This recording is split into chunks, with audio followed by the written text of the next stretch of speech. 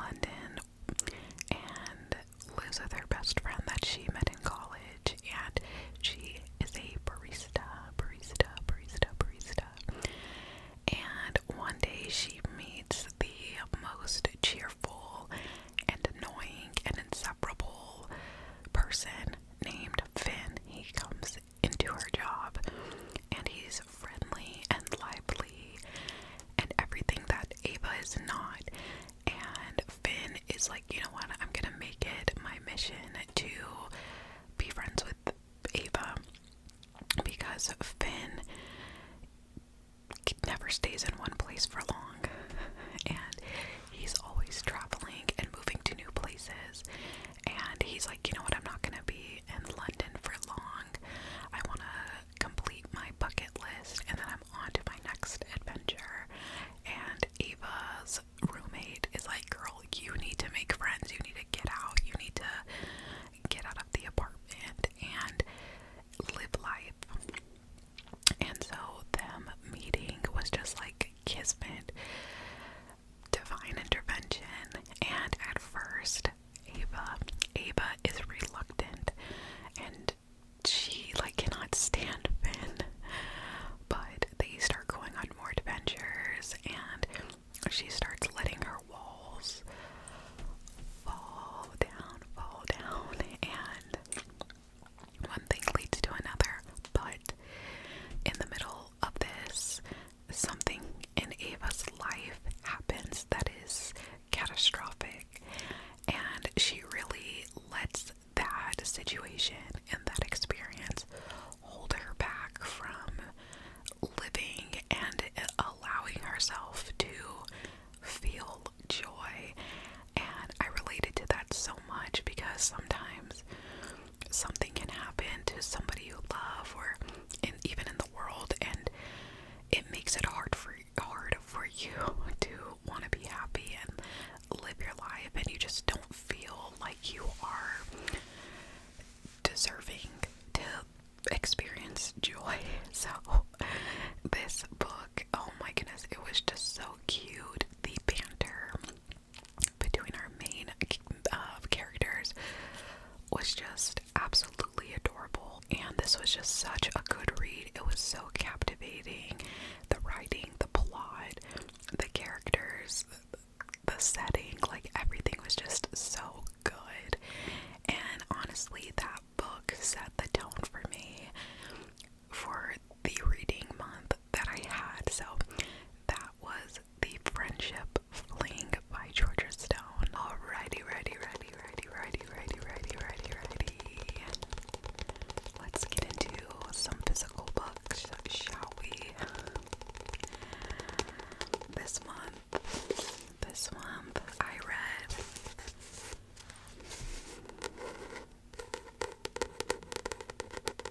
Normal People by Sally Rooney.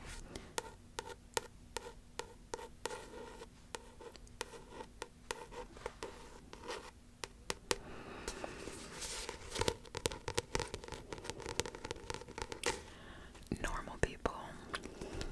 I had very high hopes for this book.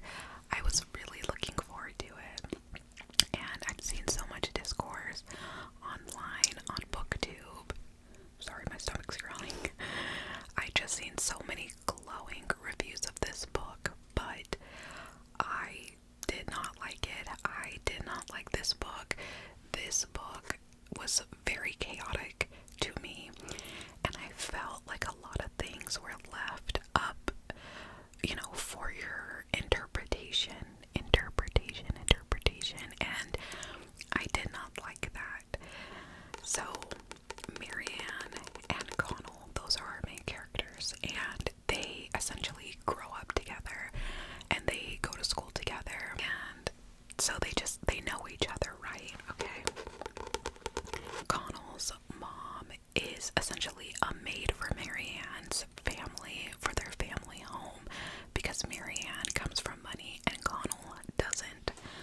So after school, Connell goes to Marianne's house to wait for his mom so they can go home together, but they don't really talk. They don't talk at school. They don't talk at her house. And then one day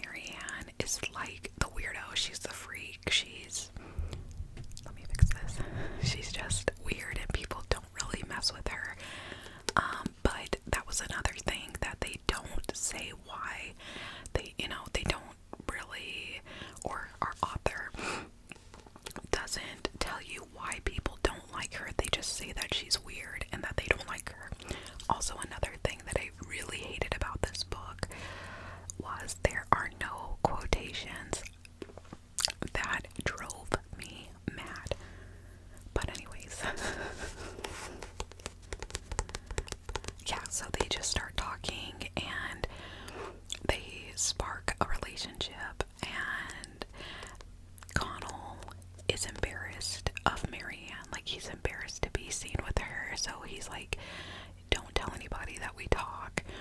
Don't tell anybody about what we do, because their relationship starts progressing. So we follow them through high school, into college, and I believe after college, after graduation. And I don't know, I just hated this book so much. It was so toxic, so dysfunctional. You really see the back and forth of a toxic relationship. The only sane person in this book was Connell's mom. I think her name was Lorraine. Like, she's the only person with common sense.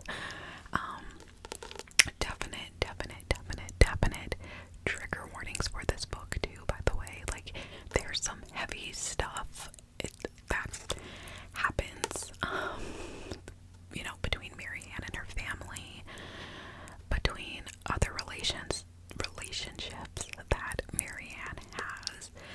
It was very strange, just a strange book. Like, after I finished it, I was like, okay, what? So, next.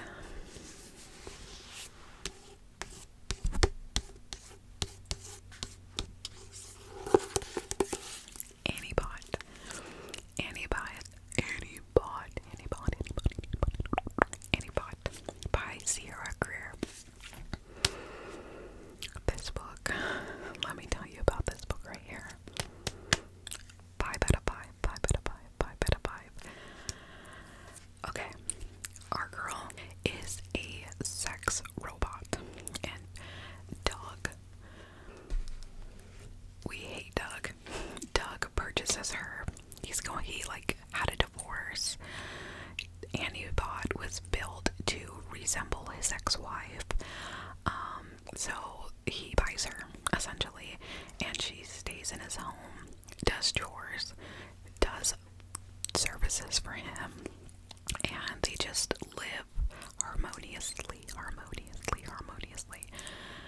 Then one day, Doug's best friend comes to the house, and Doug is like, yeah, look at this robot that I got, blah, blah, blah, blah, blah. Like, we do things together. She cleans, she cooks, she's perfect, whatever.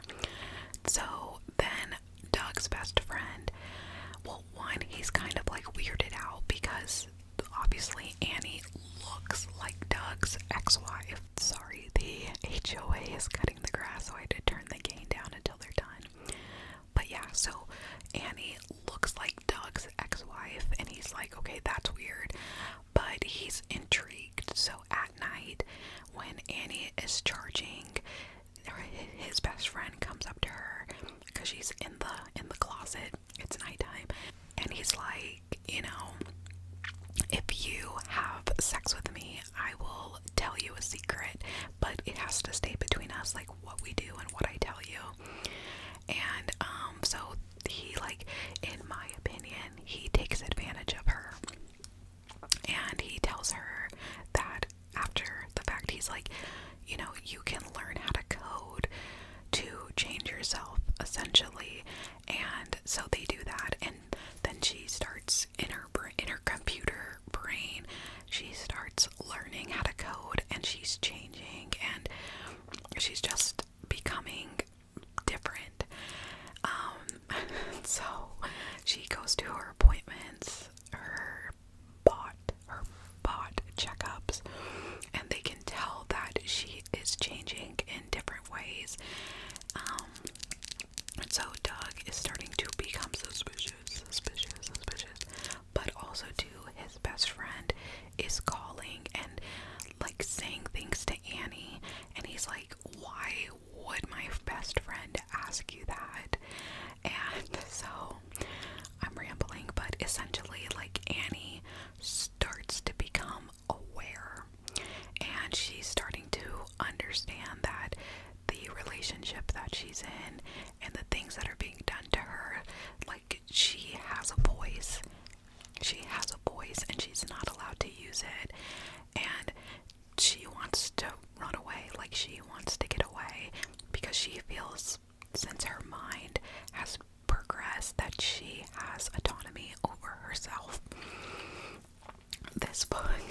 it was so good because there comes a point when you're reading it that you're like, oh my god, I'm sympathizing with a robot. Like, what is going on with me? And you start to see Annie as a person, and I believe that that was the whole intent and the whole purpose of this book. And also kind of just shows you how grimy and disgusting humans can be. And I don't mean like people who want to seek companionship with AI or robots or dolls or whatever. It's just the position, like, around just some of the things that Doug would do to Annie. It just shows you how gross humans are. But let me tell you, that book was a literal 10 out of 10. Like, it was so good, so gripping, captivating. It just had you on the edge of your seat. Period. Let me get the next one. I think the grass people have moved.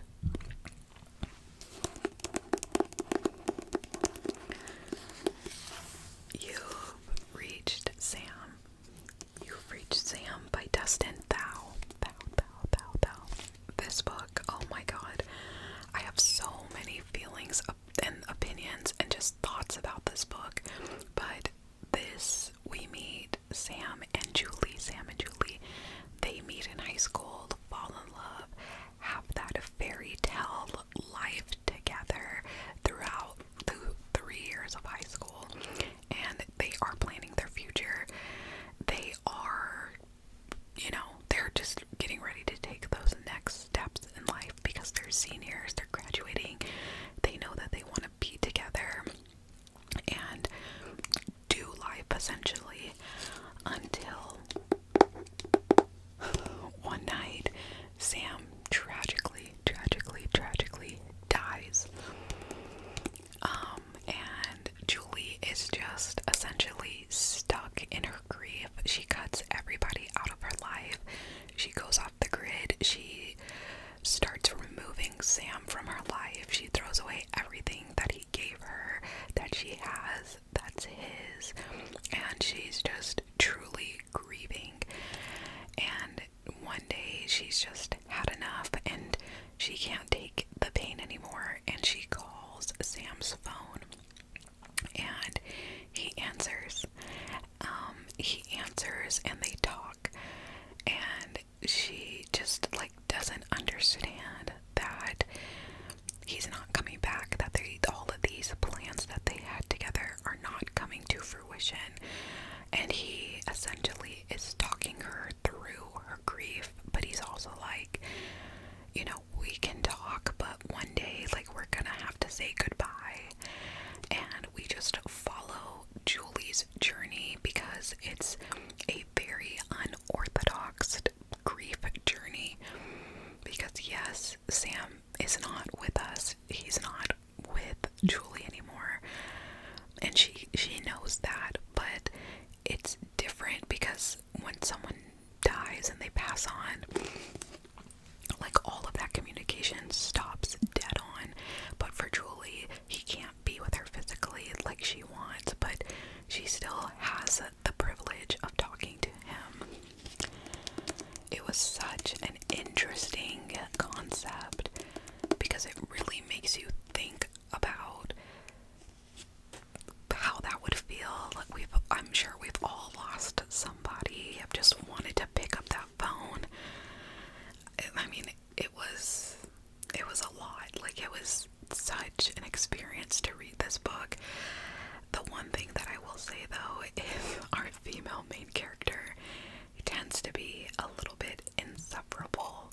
I did not really like her. I just found her to be a little bit immature because, yes, her boyfriend died, but a lot of other people lost him too, and she just wasn't doing anything to help his memory live on. I just found her to be very immature, but it also made me think about, like, her parents and her mom and why her mom didn't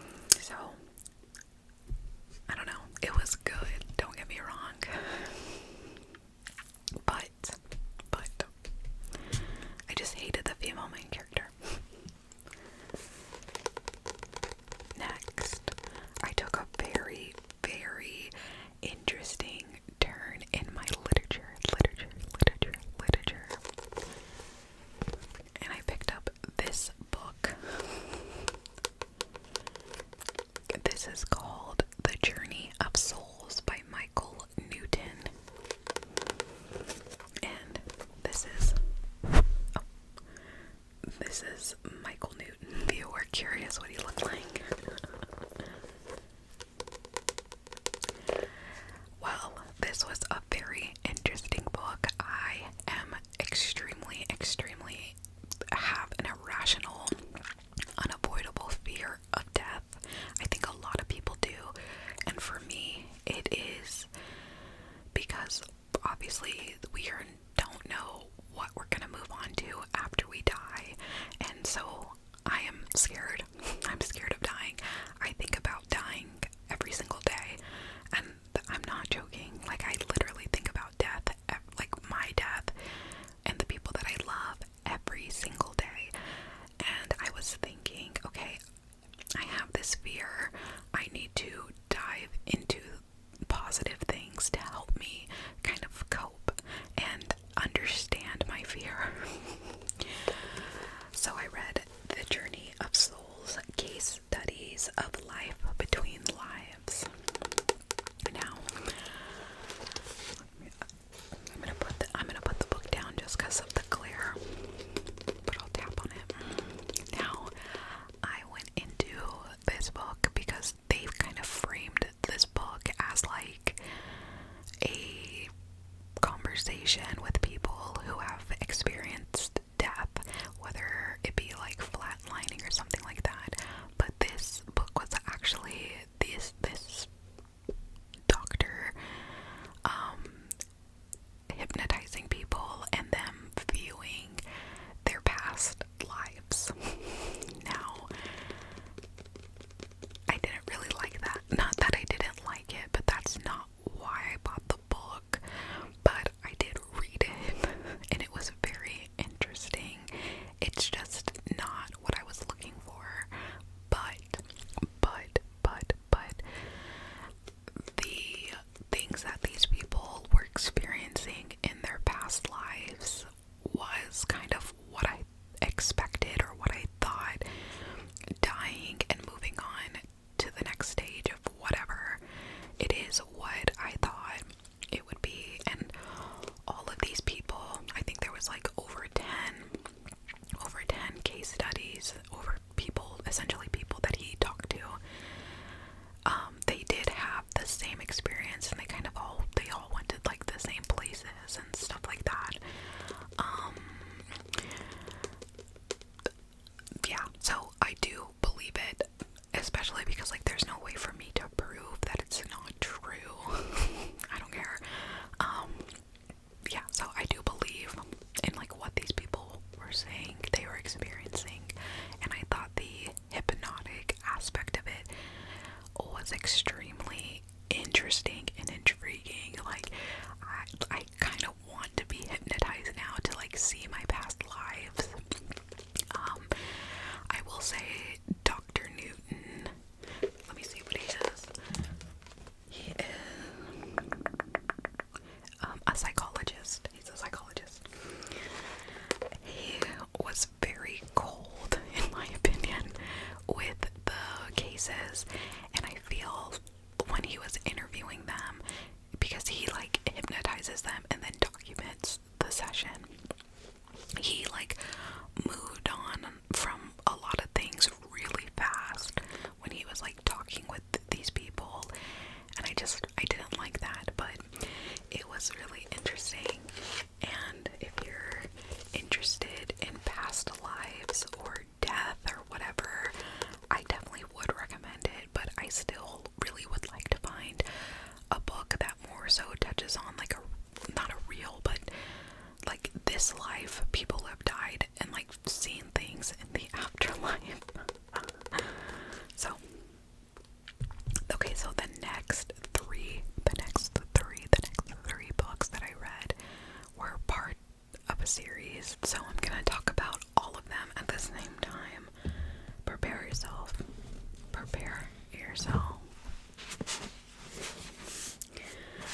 I read Perfect, Flawless, and Pretty Little Liars. Well, actually, it's Pretty Little Liars, Flawless, and Perfect. I started the Pretty Little Liars series. Now, I did read these books in middle school, but I could not comprehend, apparently, because diving back into these books was kind was like reading it for the first time again. Like there were bits and pieces that I remember, but girl, like I just did not remember shit.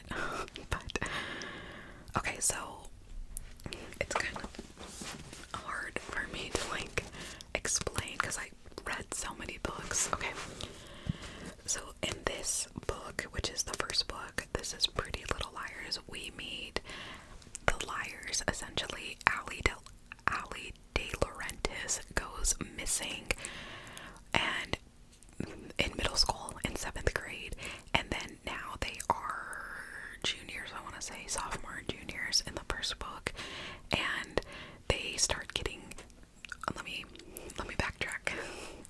So we have Aria, Hannah, Spencer, and Emily, the 4 main girls, and then we have Allie, but Allie goes missing. So Allie's gone, right? Stick with me, let me put these down. Allie's gone, and they start getting anonymous text messages and emails and IMs from somebody named A, and A knows all of the girls' dirty secrets and is threatening them and reading them to filth, essentially. But there is no real motive. Like there's not like, oh, I know these secrets and I want you to do something for me. It's just like this anonymous sender sending messages. Okay, so the girls at first think that Allie might still be alive, but then they find her body, and so they're like, okay, she's dead, somebody's like blackmailing us. And through these books we're just following that. So there's 14 books. Okay, and honestly, like reading these books as an adult, if you think Euphoria was bad, bitch, like some of the shit that these kids get into makes Euphoria look like jump change. And when you're reading these books, you're just like, where are your parents? Because they get into shit on school nights and drink and sex and drugs. Like it's crazy. I forgot, like maybe I just never realized how crazy these books were. But I have like been in a chokehold. Like I was reading one after the other after the other. I have 4 of the books. I'm about to start the 4th book maybe today or tomorrow. I'm trying to like slow down because I ordered books 5 through 8. So if I finish book 4, I'm still gonna have to wait for those books. So I'm just trying to like slow it down. But oh my goodness, it's gripping. It's thriller. There's so many cliffhangers, and since I don't remember, or I stopped reading, I guess I never read all the books, so I don't even know who A is. Like this is so fresh and fun and like exciting for me because I don't remember anything. Like it's so good. I kind of want to do like a deep dive explanation